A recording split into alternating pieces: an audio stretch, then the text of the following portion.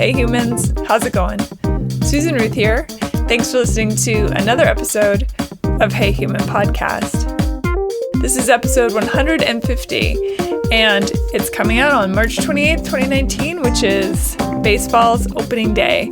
And in honor of that, I have as a guest Eric Nadel, the voice of the Texas Rangers. We had a conversation last summer, and I've held on to it because I thought, well, it'll be a good timing to do it now. Now, of course, he talked about a few things that have come and gone, but for the most part, the entire conversation is about stuff that's just ongoing. And so, it's fine that I held on to it and put it out now. At least, hopefully, it's fine. Eric does a lot of charity stuff. He's involved with mental health advocacy, homeless kids.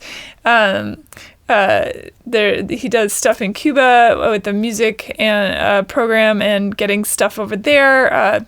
Things like food and necessities, clothing, and all of that. And we talk about all that. Lots of links. Again, please check out the links page on heyhumanpodcast.com.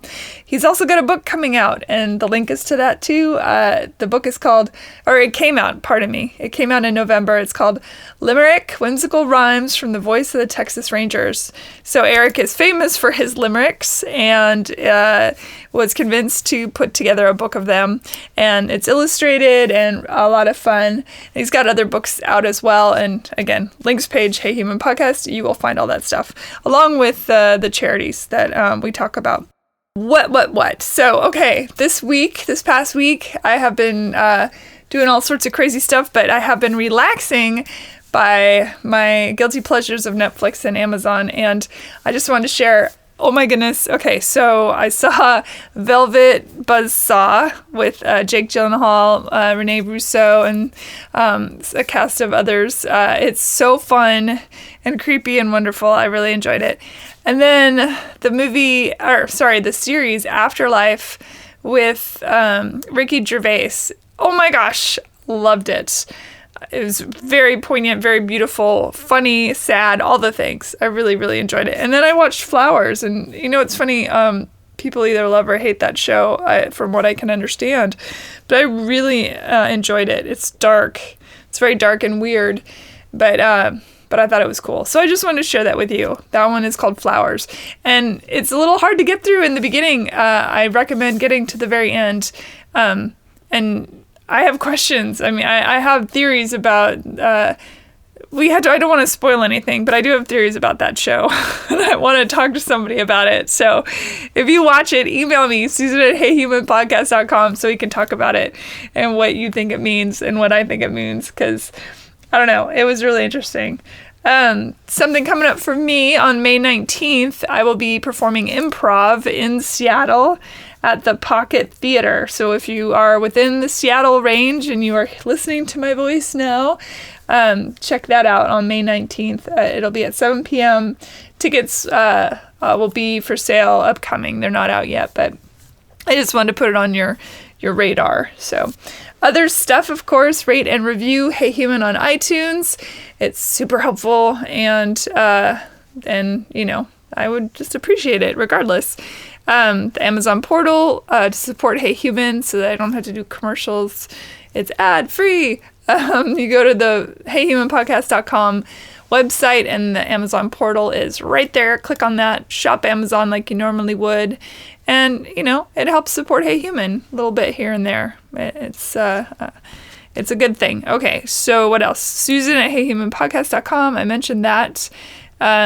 Links page, I mentioned that because I'm on top of those things. And then, of course, SusanRuth.com is my personal website where you can find my music and artwork and all that kind of stuff. So that's about that.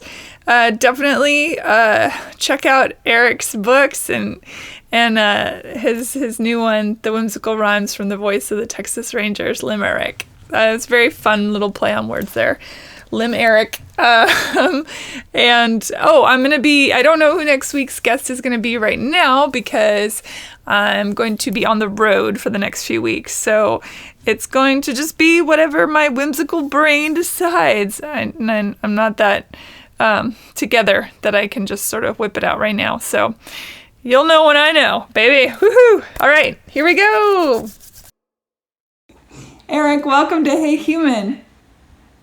Thanks for having me. It's an interesting story that you have, and you have a close relationship with the people of Cuba. Is that right? Well, I've been going there off and on for, a number of years.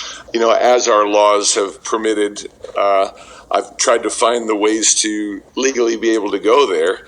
And now, actually, I'm able to go there to do professional research. There are so many baseball players now who are playing in the major leagues from Cuba that it's actually made it rather easy for me to go legally. I've also started taking groups of people there on educational tours, which is another legal way to go. But I went there for the first time in the mid-90s to basically cover an international baseball tournament that was being played in Havana.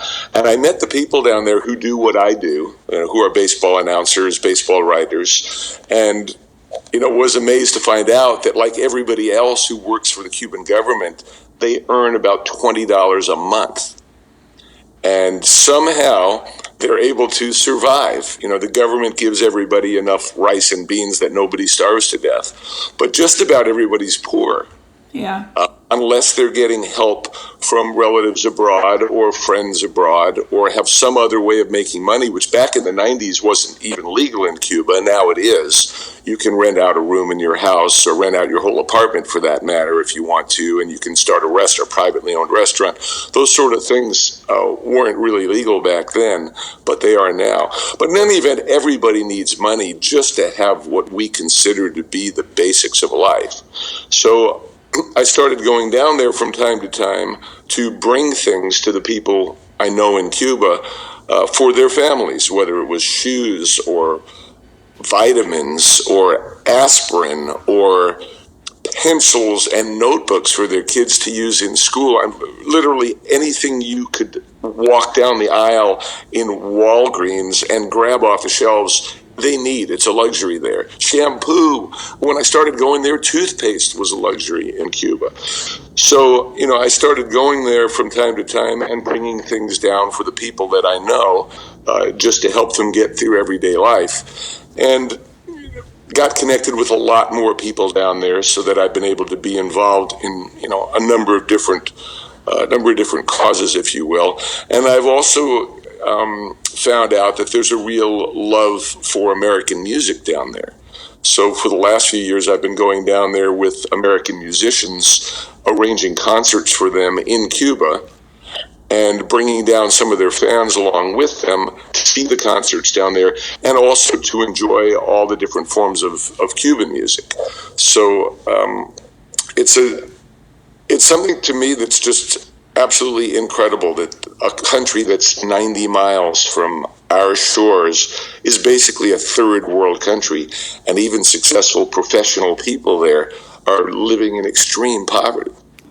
So going back to when you began that journey, and as you were falling in love with the people and the place, did you have issues with trying to bring those things into the country? Because I have some Cuban friends, and they said that back in the day that most things would get seized. If people tried to mail them things like even toilet paper, soap, feminine products, all this stuff, and it would just end up in a warehouse somewhere, and they never would see it. Yeah, I wasn't very successful in trying to send things down either. I would just go down there with a reasonable amount of baggage for an individual who was going to stay for 2 weeks. But my bags would be completely full of things that I wasn't going to bring home. The clothes that I would bring down there, I would leave in Cuba. And whatever else I packed in my suitcases, I wasn't carrying the sort of quantities of things that would cause the, Cuban immigration or customs officials to pull me over. I wasn't doing anything illegal in bringing in mass quantities of things. Yeah. It's a tricky situation, isn't it?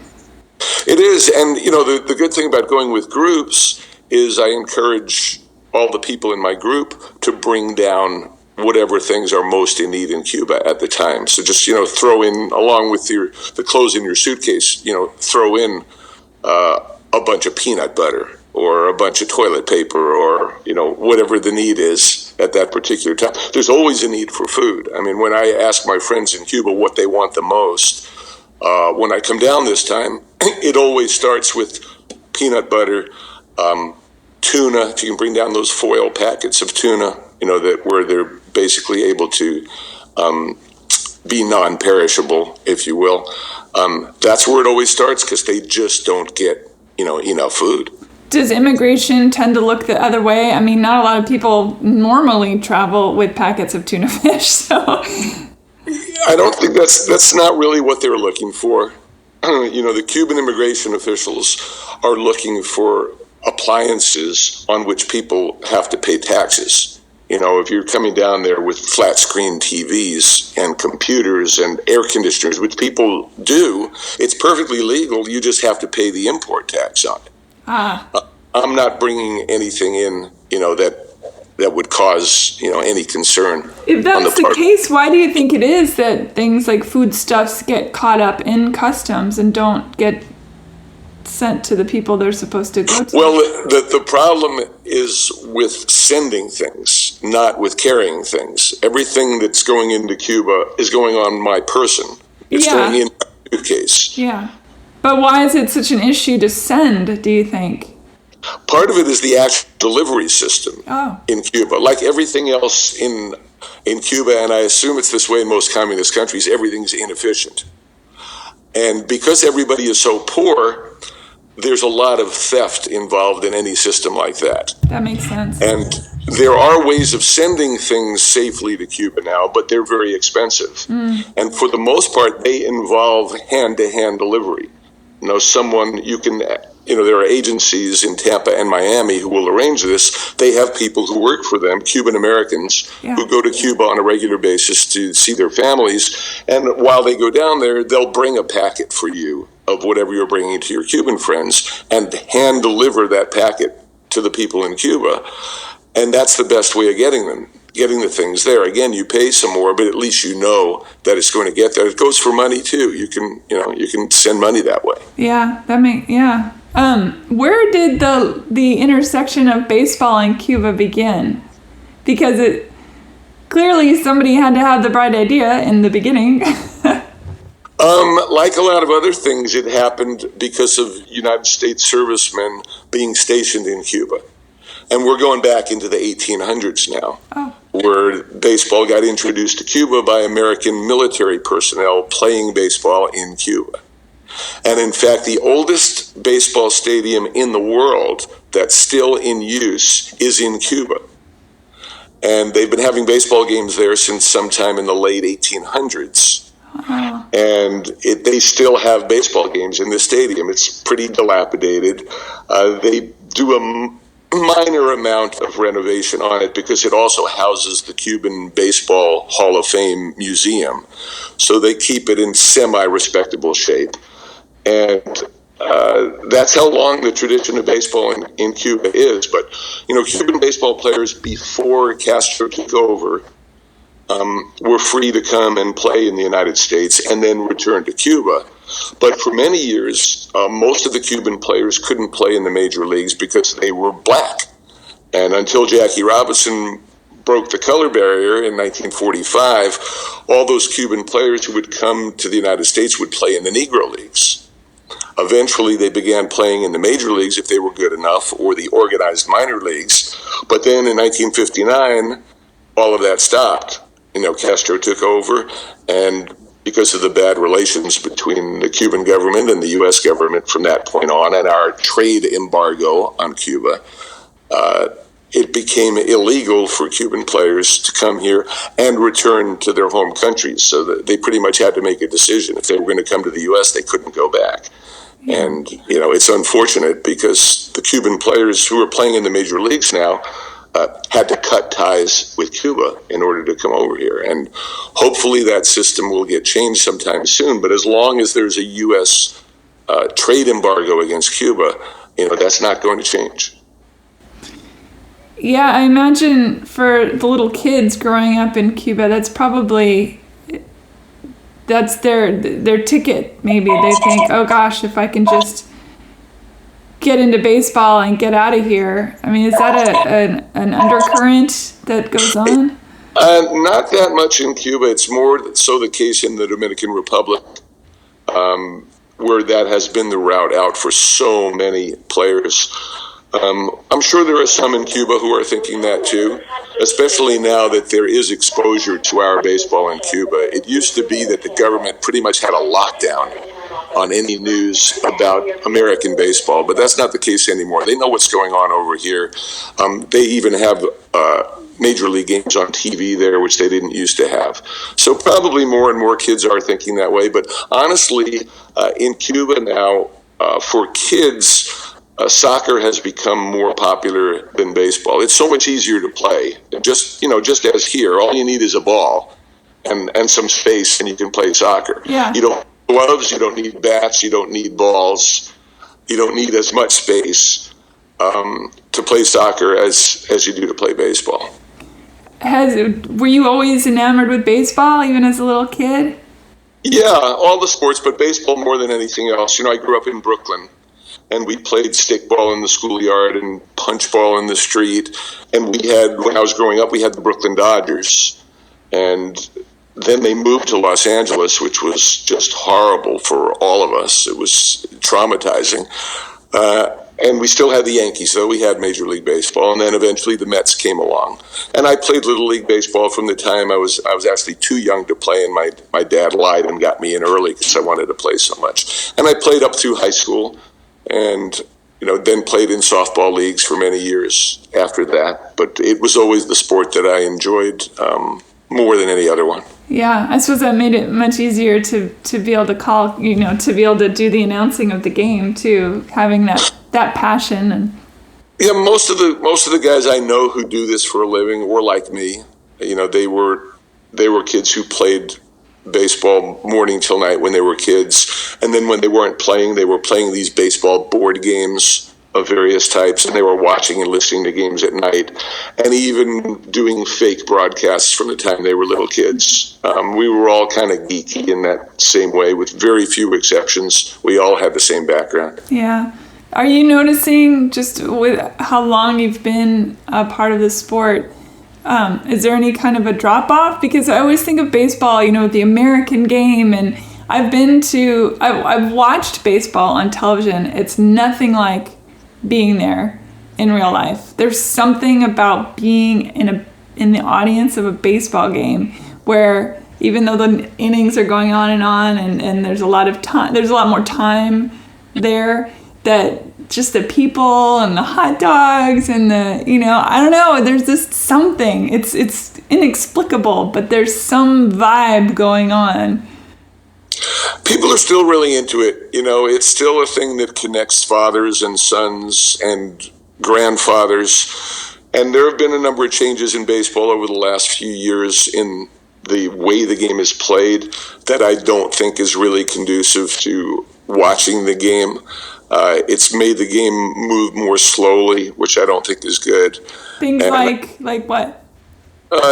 Pitchers are taking more time between pitches. There are more pitching changes. So essentially, there's more time within the game when nothing's going on. A baseball game lasts on average a little over 3 hours. Yeah, it's the ball's actually in play. The ball's actually in play for about 16 minutes. Really? Yeah. And the actual time of the game, the length of the game keeps increasing, but the time the ball's in play doesn't, so the amount of dead time keeps increasing because pitchers are taking more time between pitches. Batters are stepping out, which they're not supposed to do in between pitches, stepping out of the batter's box. Each time a pitcher is changed, it takes a few minutes to get the new pitcher into the game and get them all warmed up. And, all of those things are kind of making the rhythm of baseball slower than I would like it to be. Do you think that's because they're trying to make room for more commercials? That's a minor part of it. That is a part of it. The breaks between innings are longer than they used to be.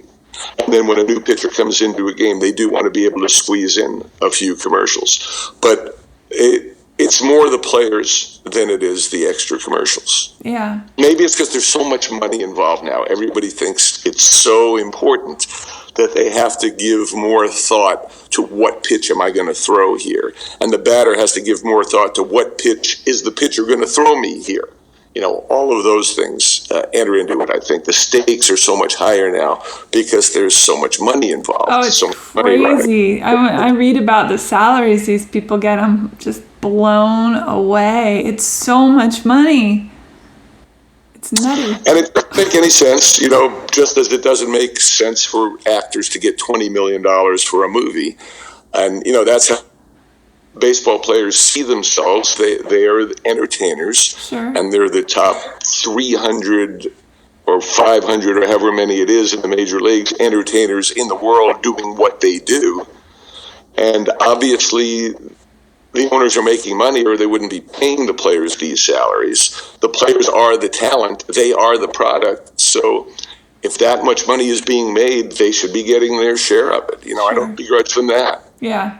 It's crazy that I think, my God, what would I do with $219 million? You know, that's so crazy. When you were a little boy, who was your favorite baseball player or a couple of baseball? Sandy Koufax was my guy. He was a kid who was from Brooklyn, not far from where I grew up. And he was a gentleman. He was a mensch, as you said, in the Jewish neighborhoods back then. He was a good boy, and he was somebody who we could all look up to. And he was amazing. He was the best pitcher in baseball for about 5 years until he blew out his arm.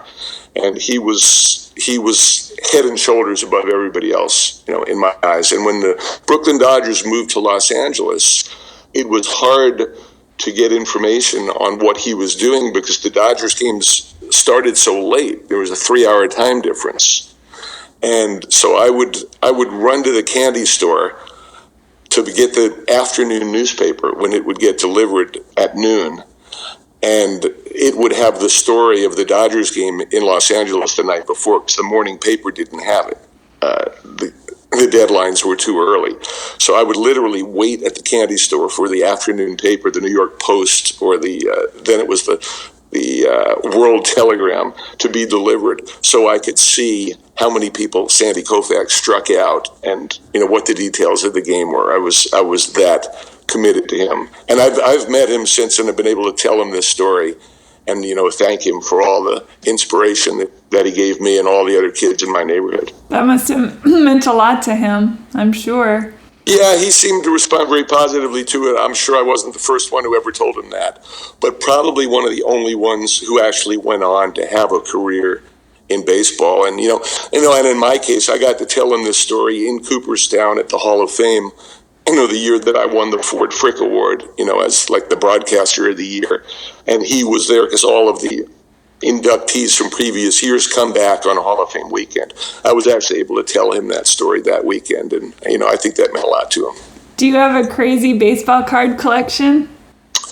No, I had a card collection like just about any other kid when I was growing up. And like most kids, while I was in college, my mom, in a decluttering effort, asked me if it was okay to get rid of my baseball cards, that there was a neighbor kid, you know, across the street who really wanted them. And of course said, yeah, if he wants the cards, let him have it. And then years later, I wished that I had had them. They were probably worth a lot of money. Yeah, that kid's like, oh yeah. Yeah. And, you know, and I had them back to the mid-50s, where some of these cards, the design of the card, they looked like TV screens, old-fashioned, you know, wood grain TV screens. You know, those cards are worth a lot of money right now, but I hope he did something good with them. Yeah, maybe he gave them to his kids. You never know.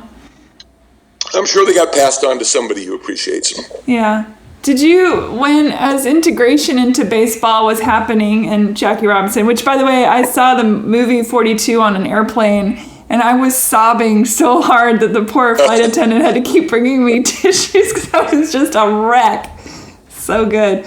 But do you remember sort of the feeling around all that? Because it's this weird dichotomy, right? The sportsmanship and the camaraderie and America and this, that, and then here's this sort of other thing.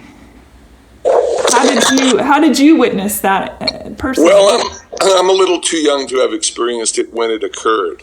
When I was a kid growing up, Jackie Robinson was still playing. Yeah. But he actually retired the year I started going to games. He retired. But he was just the beginning. So the legacy of that. I mean, yeah. By then, there were a lot of African American stars in the major leagues. By the time I really started following it, Willie Mays was starring for the Giants, and Hank Aaron was just starting his career with the Milwaukee Braves. So those guys are pretty established. So for me, it was more a matter of hearing the stories and being told about it. And being in Brooklyn, of course, we all heard those stories. Yeah. In fact, when Jackie Robinson retired, he was no longer as good as he had been. And like most players, I'm sure he was debating whether or not to keep playing. And what happened was the Brooklyn Dodgers traded him to the hated rivals, the New York Giants. And he didn't think he could actually play for the Giants. He didn't think he could do it. And he retired rather than go play for the Giants. Wow. And there were other things involved in his decision, but that was like the final straw. If that's my only option to play, I'm not playing. I won't play for those guys. I just hate them too much. That's so interesting to me. I always wonder about that with sports, when you're on a particular team and you have the rival, but then you see players get shuffled around in all the sports to different places, and you think, well, it's probably just when they're on. But I guess not in Jackie's case, right? Well, it's different now. Players now have a union. Back then they didn't. So the players now are, they're more united, and it doesn't matter what team you play for. You see players now before the games fraternizing with players on the other team, which is technically not even legal. What? They're not supposed to, because you're supposed to maintain the image of hostility between the two teams. Nobody enforces that anymore. But back when I started watching baseball games, you would never see that. You would not see a Dodger player and a Giant player talking in the outfield, before the game starts while they're both doing their stretching and whatever. And now you see it all the time. In particular, you see players from specific Latin American countries, hanging around together before the games. They're from the same hometown, or they went to the same baseball academy and whatever it is. Or in recent years, really in the case of Venezuela, which has become such a disaster as a country, the baseball players from Venezuela are very much united in trying to help their country. And whenever they have an opportunity to get together with other Venezuelan players, they tend to do so. You see that more than with players from other countries now. Those guys tend to hang together, stick together. They all have families who are in the same boat. Everybody's worried about their families there. And so it brings the players together regardless of what team they're playing for. Yeah. Well, I mean, in my humble opinion, sports is about camaraderie first. So, and if you can do... Supposed to be, yeah. Yeah, and if you can do good in the world, why wouldn't you? Makes sense. So... Yeah. So by default, Texas Rangers your favorite team? Well, yeah. I mean, they signed my paycheck, yeah. But more important than that, I've been here for 40 years, and I'm so ingrained here with the fan base. This team has been here since 1972 when they moved from Washington D.C., and they've never won the World Series. So we have long-suffering fans, who finally saw the Rangers get to the World Series in 2010 and 2011. In 2011, they came very close to winning. On 2 occasions, they were a strike away from winning the World Series and didn't get it done. And, I'm one of them. We're all in this together. So, I do have this feeling that the fandom of the Texas Rangers, is a community. And we all went through this horrible experience together in 2011 where we thought we were about to win the World Series and we didn't. And, It's it's far more intense than any rooting interest that I've had before, just as a fan. Yeah, but that's a real fan that sticks around, of course, even in the dark times.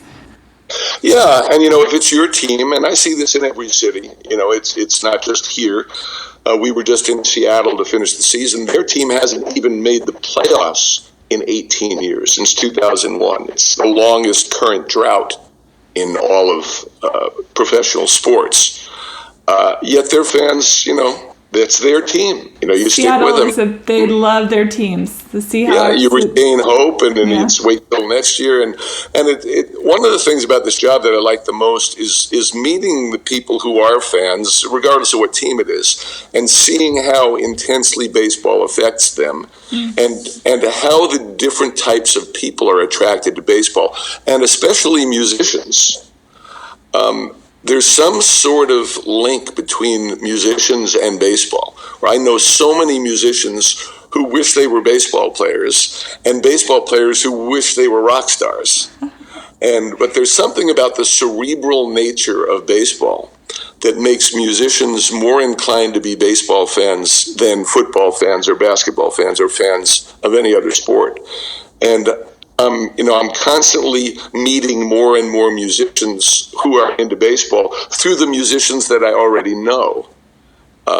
Rhett Miller, who's the lead singer of the Old 97s and is from Dallas, is a really good friend of mine, has introduced me over the years to some of his best friends who are baseball fans. And they, in turn, have introduced me to some of theirs, and the link goes on and on and on and on. Just this week, for the first time, I got to meet Benjamin Gibbard of Death Cab for Cutie, who's a fanatic Seattle Mariners fan. Even wrote a song called Go Go Ichiro about Ichiro Suzuki, the longtime star of the Mariners. And getting a chance to just hang around after a show and talk to him for a half an hour about baseball and his love of the Mariners, and how he grew up listening to Dave Niehaus, the announcer for the Mariners, who's, like, I'm the Dave Niehaus of Texas. That's right.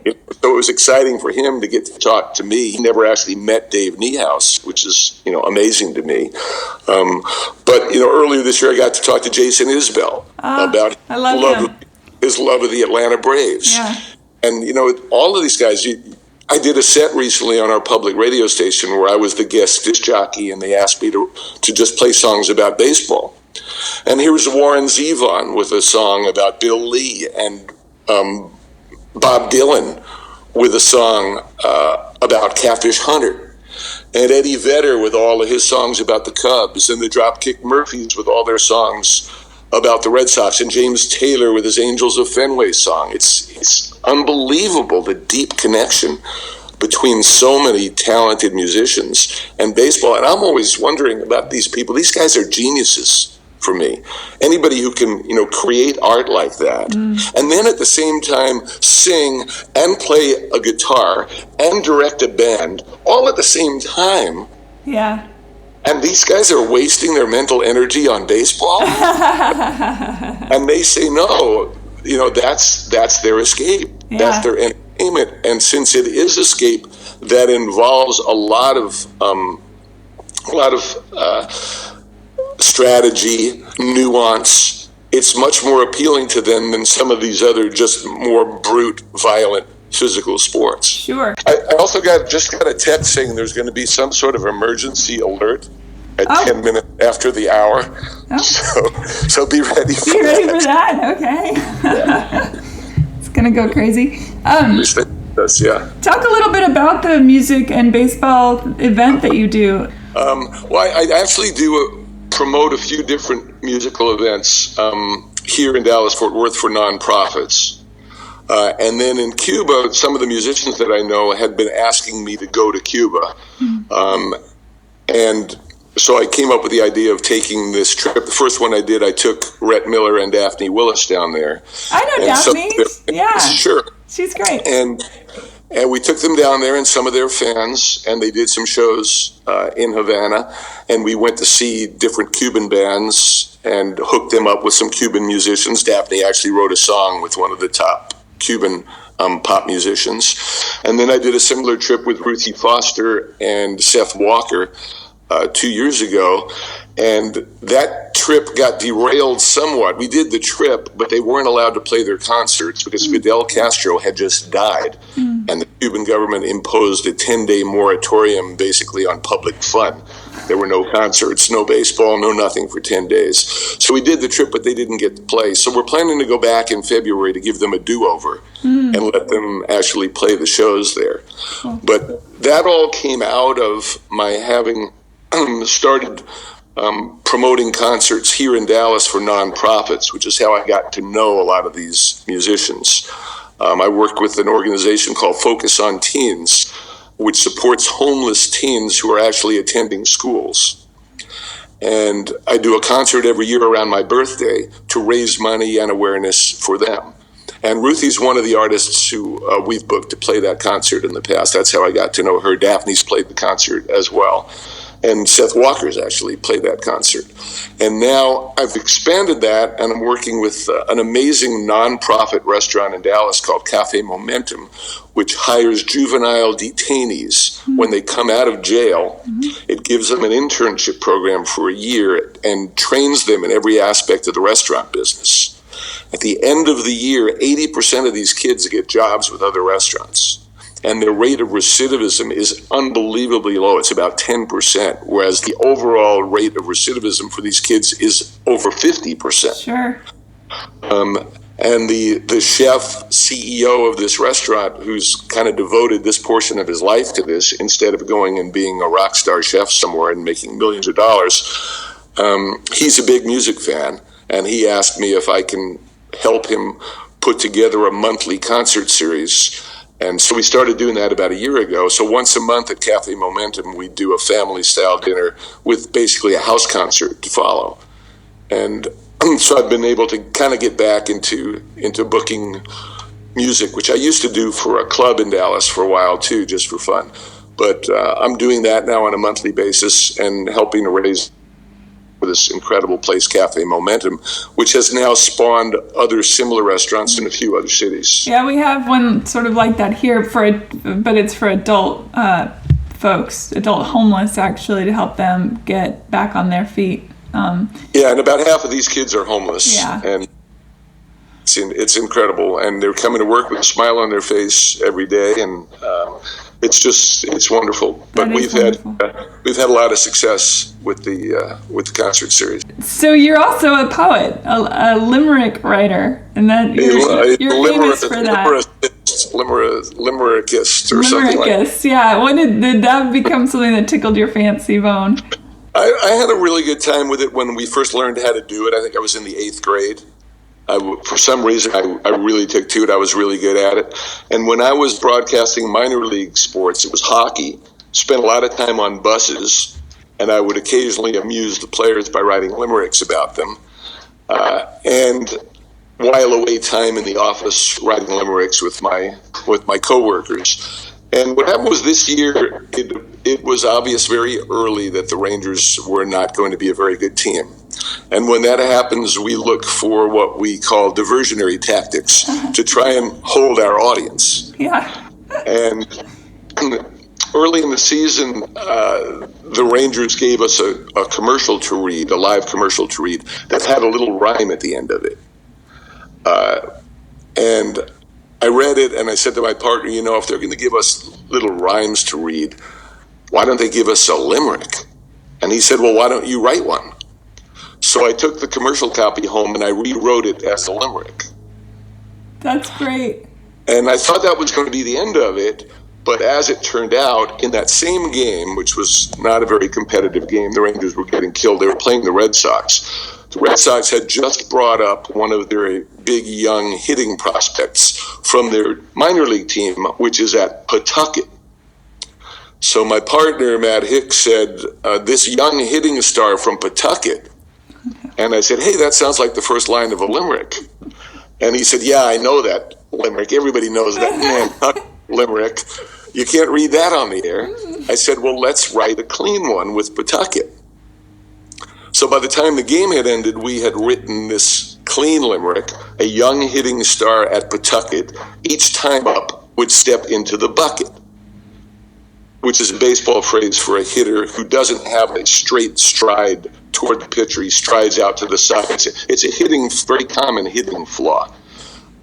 So a young hitting star at Pawtucket, each time up, would step into the bucket. If he got this corrected, he'd soon be selected for Cooperstown like Kirby Puckett. Nice. And the limerick got a really good reaction, and I posted it on social media, and people really liked it. And it just kind of dawned on me, this is it. This is what we're going to use, our diversionary tactic, to hold the audience. We'll do a limerick every day. One of us will write a limerick, and we'll wait till the 8th inning to read it to try and make the audience stick around. That's great. And then we were a month or two into the season, and somebody said to me, you should put these limericks in a book at the end of the year, and sell it. It seemed like a great idea. And then a friend of mine said, hey, I've got an illustrator friend here in Dallas who's a big Rangers fan who I bet would like to illustrate these. So I met with him. Arthur James is his name, and he was real excited about doing it. And so we started working on this project, and now the book is starting to come to fruition, and by Thanksgiving, we'll actually have it available for sale with incredible illustrations. Oh, and great. It'll have close to 200 limericks in it. About half of them will be illustrated. Yeah. And I'll put links to it. Money, I'll link to it on Hey Human podcast so people can find it. Yeah, a portion of the money is going to go to the Rangers Charity Foundation, which builds baseball fields in low-income neighborhoods, all around the Southwest. Mm-hmm. And it should be a lot of fun. Yeah, that's awesome. And you've written a couple other books. I wrote it down. The Man Who Stole First Base, and then a book called The Texas Rangers, and then one, The Night Wilt Scored 100 Points, or just 100 but yeah. Yeah, I haven't written a book for 20 years because it's so much work. And in the off season now, I need my chill out time. In fact, this limerick book is severely compromising my chill out time in the off season. But we should have it done within a month, and I won't have any more work to do. But yeah, writing books isn't fun for me. The limerick thing just kind of happened. Yeah. And by the end of the season, all the limericks were written. I wrote some extra limericks specifically for the book. So a lot of limericks in there that are not about baseball, that I wrote about musicians, or I wrote some about the World Cup when it was going on, and various other things that I've written about. I stayed away from politics. I figured that's probably not what we need.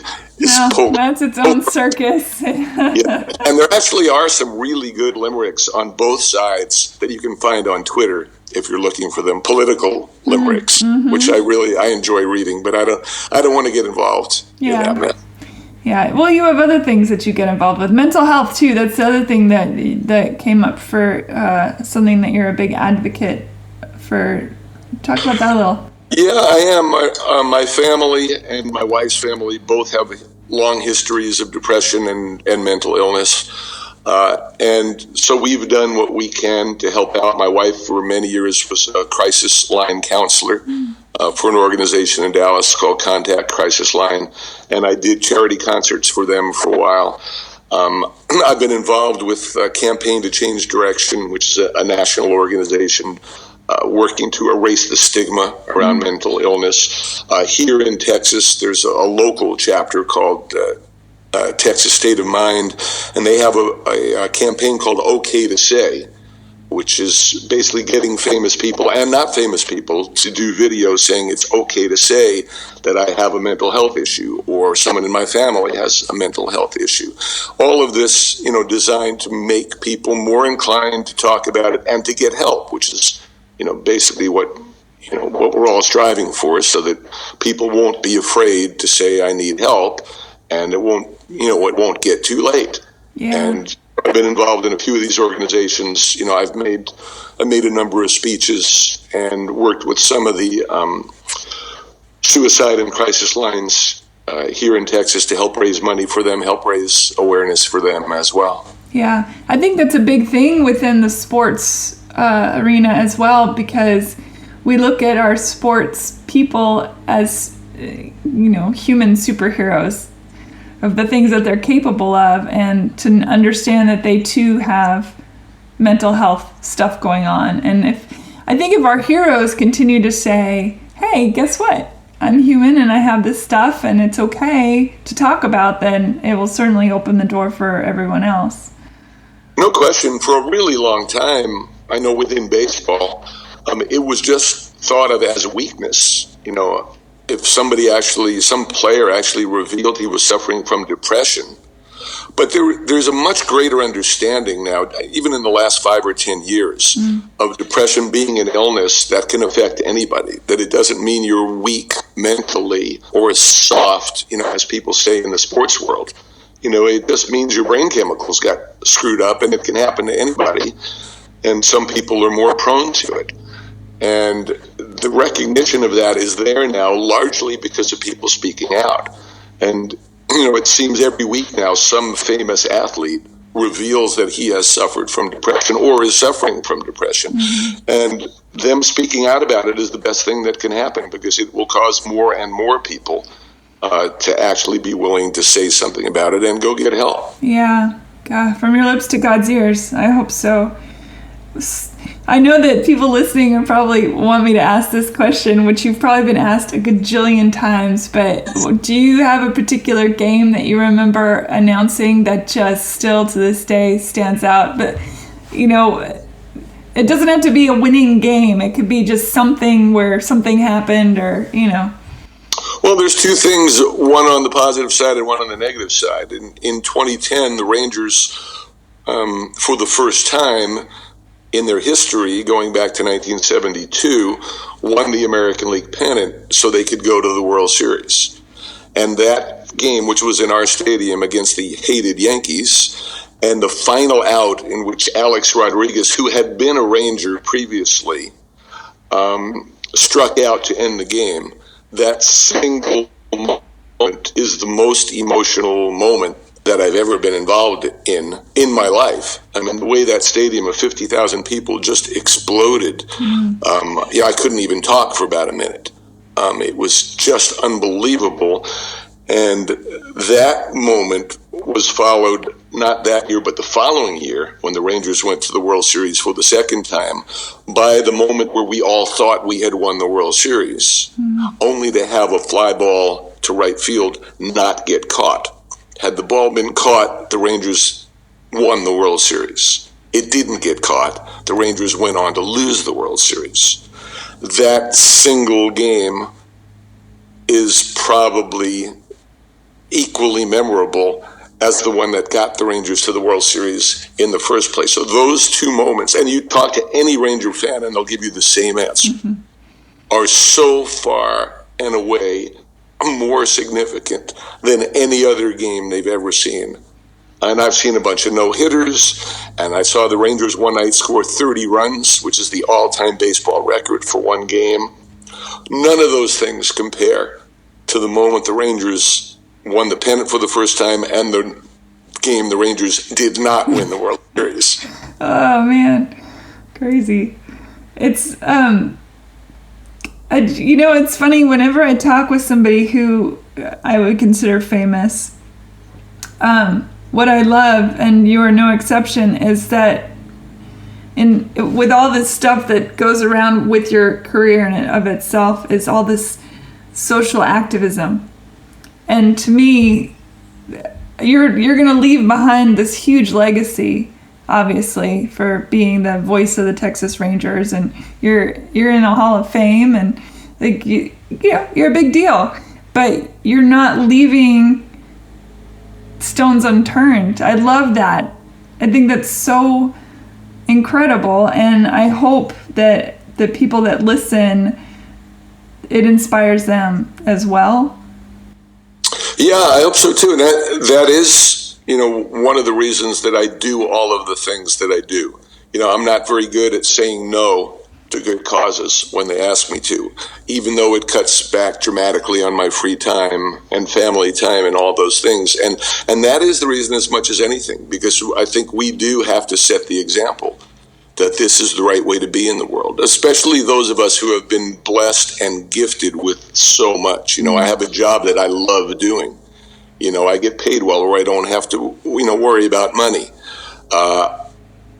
everybody close to me, has enough to eat. We're lucky enough to live in this country where we have all of the freedoms. I go to Cuba and they don't have any of that stuff. They don't have the material things and they don't have the freedom. And to actually be able to show kids and adults alike that we should be giving back as much as we can, I think is a real responsibility, of all of us who are, in the public eye. Yeah, I agree, and thank you for that. I'm going to put links on the website so that people can find all the various charities that you're involved in. But just for those that will, maybe driving or whatever and need to hear it, what are some of the websites where people can go and check out what you do? Well, Focus on Teens is the organization in Dallas that supports homeless teens who are actually attending schools. This is a first of its kind in the country, too. They provide a drop-in center in the junior high schools and high schools where kids can go a couple of hours before school starts, where they can do their homework or not. They can get food, clothes, school supplies, bus passes, counseling if they need it. And it's within the public school system. It's focusonteens.org. And then the restaurant I was talking about is called Cafe Momentum. CafeMomentum.org is the website for them. Those are the two that I've been most involved with. And then nationally, it's Campaign to Change Direction is the mental health organization. And within Texas, OK to Say, that I would ask people to go check out. And for anyone that might want to jump into the Cuba situation, how do they get to? I know that you have a website that is for the music and the adventure in Cuba. Where can they find that?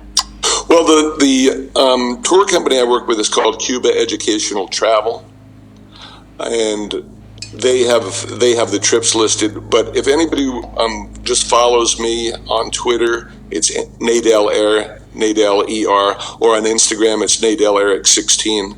I'm frequently posting links to all of these things, and if you go back on my history of posts, you'll find posts about all of that stuff. Yeah. Eric, thank you so much for your time. Thanks, Susan. This was fun. Yeah, it was a real honor and pleasure to talk with you. Thank you. My pleasure. Anytime. All right. Have a wonderful day. Thanks. You too. All right. Bye-bye. Thanks so much for listening to another episode. Don't forget to rate and review Hey Human on iTunes. See you later.